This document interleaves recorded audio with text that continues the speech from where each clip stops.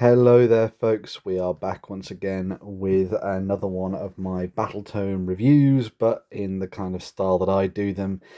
This is essentially a 5 things I love about this Battletome. So I am going to be flicking through it and showing you what it's like inside so you get an idea of it before you maybe go out and buy it for yourself, even though it's been out for a while of course.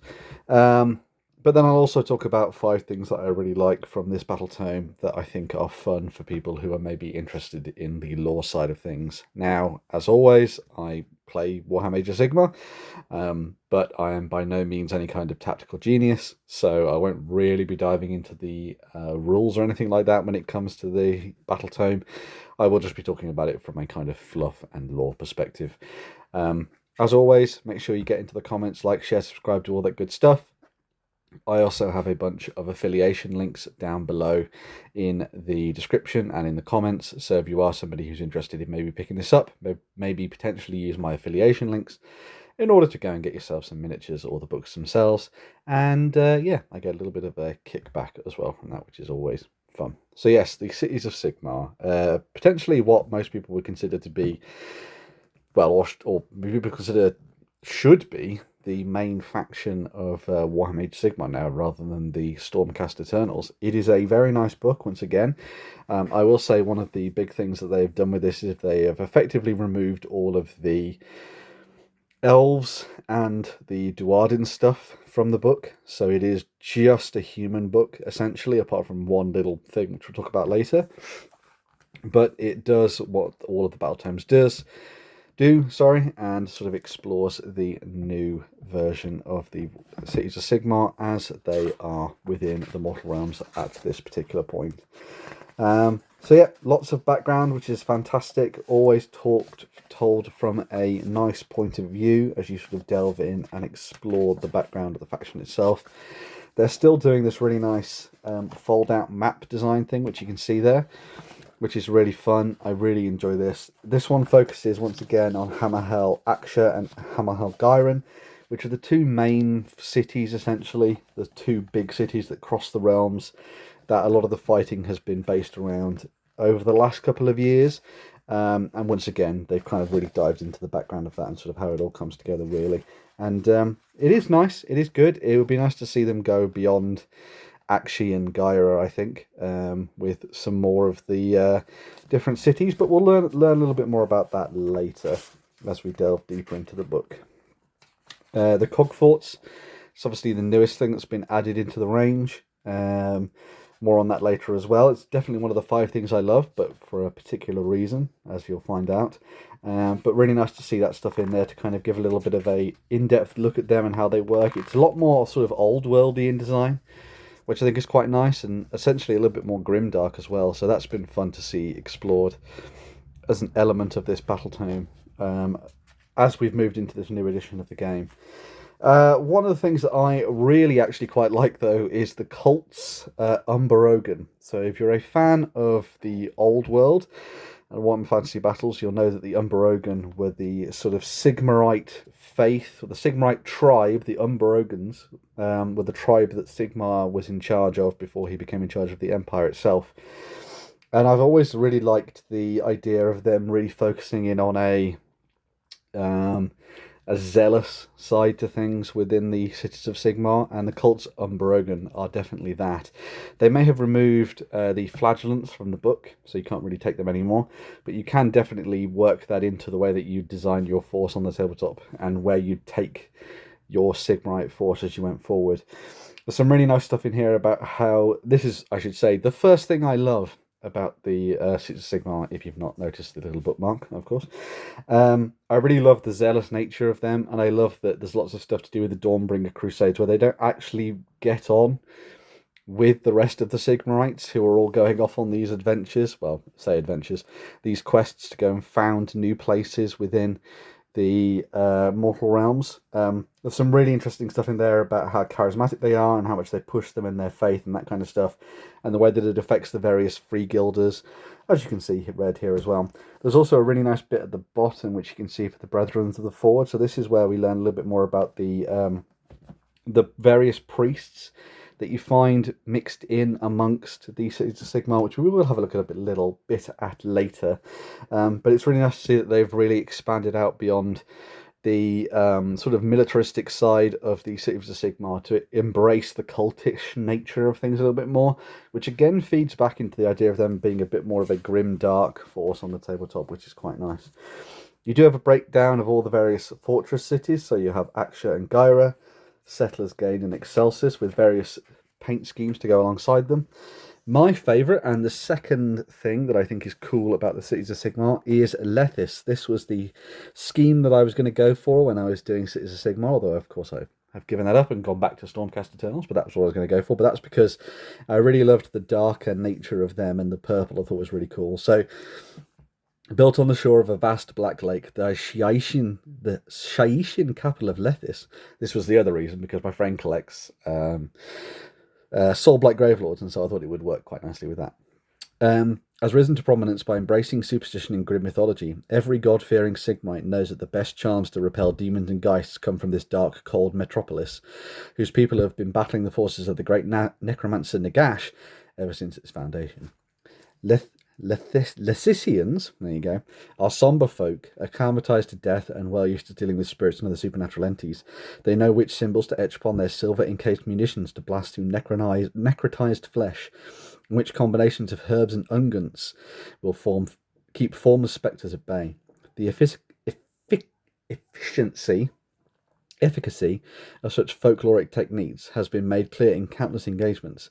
Though they might outwardly scorn their Lethisian comrades as morbid and joyless, any sensible Dorner would breathe a sigh of relief to have such soldiers by their side.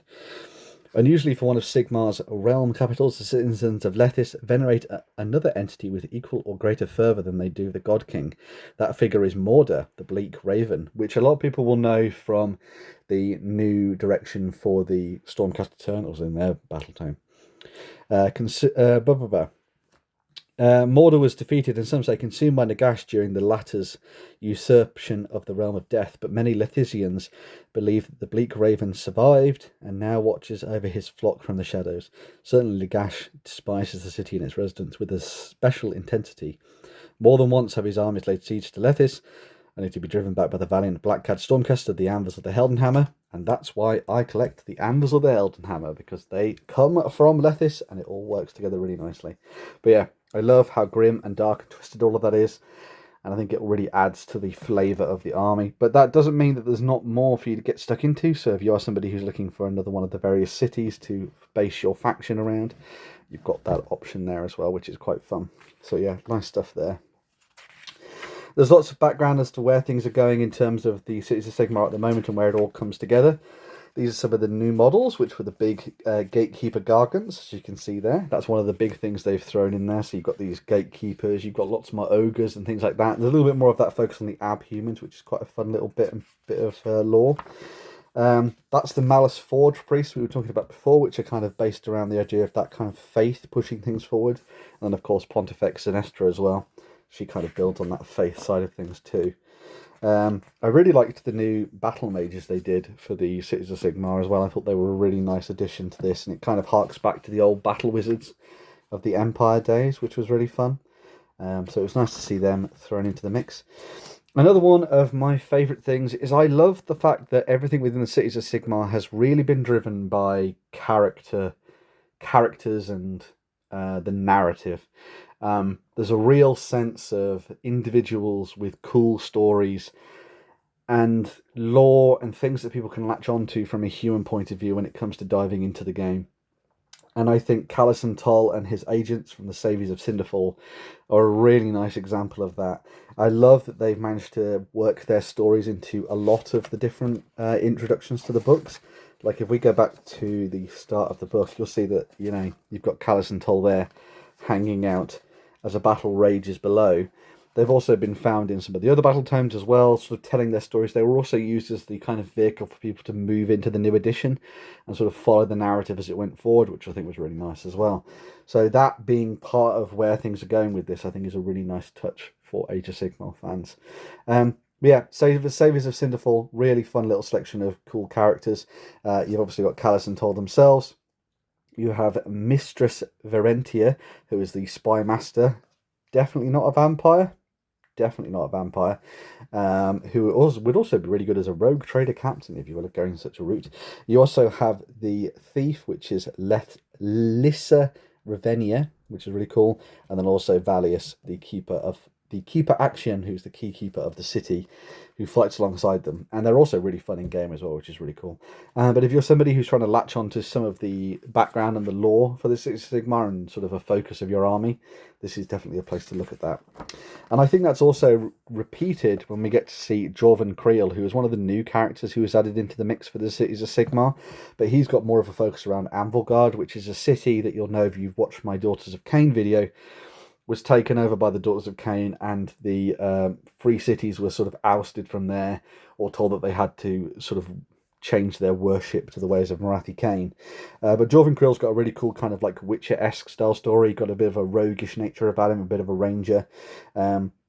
Those in charge of Anvilgard's perimeter defences, Ranger Colonel Jorvan Creel, was not present when his home city was taken. He was leading a detachment of the city's Wilder Corps in actions against Cornate Skull Hunters, a campaign that many would insist was driven by his own lust for glory rather than duty. He returned to find a city rendered silent, its streets draped in unnatural mists, and was met with the arrows and blades of Cainite invaders. In a final blow to his honour, he was left with no option but to flee.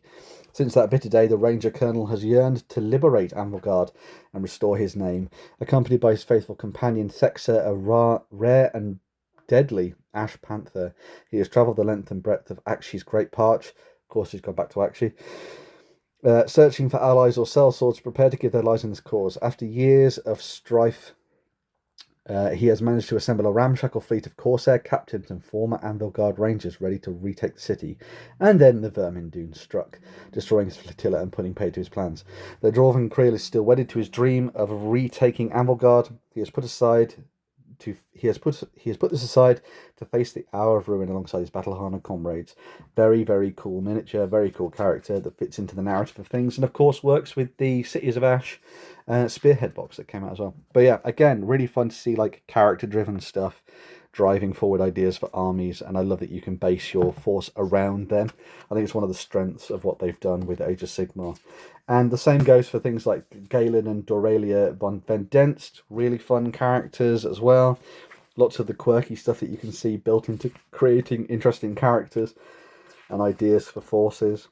I'm just going to flick through the rest of the book as we go through towards the tail end of some of the things that I love. So as you would have imagined, the Saviours of Cinderfall and Jorvan Creel were two more of the things that I loved from this section, if you wanted to kind of break it down. But yeah, really fun stuff in here that kind of shows you how you can build an interesting and diverse free guild army. I will say they're not going to be the easiest things to paint in the world as models, as I've found out myself. But they are really, really rewarding once you've actually got that nailed down. As I said, they've kind of kept a lot of the meat and bones as to how the Cities of Sigmar were working before anyway with their faction pack, but they've kind of built this up a little bit to be more focused around the humans and the way that all that works, alongside some additional battle formations that focus on things like magic and stuff like that as well, which I think is quite nice. The Zealous Hordes thing, very nice to see that in there, if you're going down that sort of religious route, and then the collegiate exemplars for your wizards. So there's some nice options in there for people who want to build very specific armies on the tabletop. Obviously, all of the rules in here as well. So you've got Talia Vedra, Pontifex and Estra, Free Guild Cavalier Marshals, the Free Guild Marshals, Jorvan Creel himself. Very cool. Nice to see him there, sneaking around the battlefield. The Malice Forge Priests. Erasmus Zon, the Enlightened One. Lots of the other characters in there as well. Callus and Toll, Galen and Aurelia Vendenst. Again, lots of fun stuff, all built around characters and creating the narrative around your force, which is always fun. I also really like the Free Guild Command Corps. It's a really nice, characterful set of miniatures that really puts me in mind of the classic Imperial agents that a lot of people will know from Warhammer 40,000, but done in a kind of Free Guild Cities of Sigmar way, which is a nice little touch. All of your core troops, obviously they've replaced a lot of things that people were using the dwarves and stuff for, with humans now, with ranged weapons, and a bit more of a stalwart knightly order on foot in the way that the Free Guild Gallants work as well. So that's kind of replacing the Iron Breakers and stuff in that sense, which is quite nice. You also then have all the all the rules for running the various cog forts as you're fighting on the tabletop with your big machines of war. And then there's the new Spearhead army, which is Sinestra Zealots. Nice to see that fitted into the mix as well. It's a very strange one, I would say, which is kind of focused around the idea of, what is it, a Free Guild Marshal and a Relic Envoy. The Pontifex Sinestra, which is crazy to have the big character in there, but then the Free Guild Command Corps, and then 2 sets of Free Guild Steel Helms. So it's a very interesting, weird Spearhead force, but one that is certainly fun if you're going to be picking something up alongside the one maybe you got from Cities of Ash, to give you another option on the tabletop. It's a good starting point as well, I suppose. It gives you some really interesting ways to take things in the future. Path to Glory is still mixed in with the book as well, so if you are somebody who's interested in doing the narrative side of things, you can follow that through from the beginning to new paths for you to consider on that point as well. And then of course you have your Armies of Renown. So you have the Iron March, which is a Cogfort based one. Very cool. And you can choose different commanders to lead your various Cogforts, which is a nice way of doing like Imperial Knights but Cities of Sigmar, which I think is really interesting. You then have your various additional Cogforts for you to throw into the mix alongside your forces. But Allies of the Free Cities. Oh, this is one that I wanted to talk about. It's not one of the things I love, for a reason, but it kind of allows you to bring in Duardian and Elf units, but they're only these ones. So you can only take Auric Hearthguard, Vulkine Flameseekers, the Alaran Wardens, and the Alaran Sentinels. So you've got the 2 of your kind of like core stuff for your elves with the Lumineth, but then you've got a specialist unit for the Flameseekers, and then a weird, the ranged one that no one takes for the Hearthguard, which is just seriously odd. But anyway, that's an option if you want to do the dwarf side of things. It's definitely going to change when they bring out the actual Duardin later on down the line, I would imagine. The last thing I want to talk about though is this. So one of the cool things about the cog forts, and one of the nice things that sort of makes them appropriate for pretty much every faction in the game, is that you can now use cog forts with other armies beyond the Cities of Sigmar. So you can either build a rogue engine or the Cogfort Raiders, and you can build the 2 variants of it with either the cannon or the flame cannon, and then attach it to the different armies that you can see here, which are pretty much all the other ones from the game apart from the Cities of Sigmar, which is great. It means that everybody can get access to these and use them to build their force without having to worry about not being able to get access to them and being, ruffle stomped by them on the tabletop. It also sort of opens up the idea for lots of really cool and interesting building and kit bashing and converting, because you could make a Nighthaunt one that is haunted by dead people as it sort of roams across the battlefield. You could have a ogre one which is actually manned by ogres in all the different places on it. You could have a Cainite one dripping with blood, a Fireslayer one which is more of a fire based one, so maybe you go with the Conqueror Cogfort there, and you'd theme it in that way. You'd change the crew, you'd build an interesting base for it, you'd have a lot of fun messing around with it and sort of how it fits into your army. It's a really cool idea for creating a mercenary unit to fit into the wider world of Warhammer Age of Sigmar, and I just think it's just a fun thing for them to have done, that really opens up the sort of floodgates for cool conversions and kit bashes and things like that. So yeah, the Regiments of Renown for the 2 cog forts is super cool. You then have Vendent's Hounds and Reinhold's Sharpshooters if you want to go down that route and add some Cities of Sigmar into your various forces. As you can see there, they will essentially ally with any of the other Order factions, more or less, which is quite fun. And then, of course, you've got a little rules reference at the back as well, so you can use this when you're playing your games. So, yeah, fun stuff there. But, yeah, it's a super fun Battletome that really focuses on the humans and expands on them in a big way, playing around with character and detail in a way that I don't think other factions have necessarily got. It was a needed upgrade and a needed sort of refresh of the faction to bring it in line with the other ones that are out at the moment as well. But I still love that it is very personality driven, and you can make a really good force based around these various characters.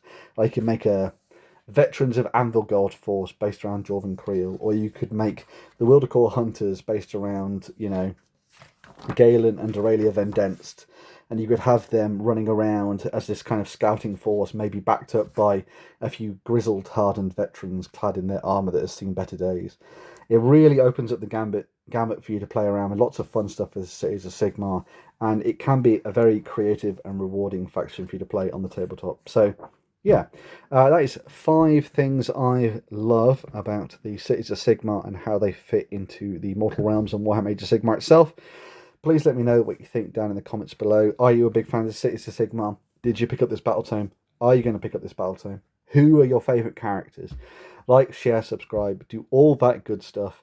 And remember, one of the most important things is I love hearing what you folks have to say. So if you want to dive into the comments and share your thoughts, please do. I'll be back with another video very, very soon. I will see you in a bit. Bye!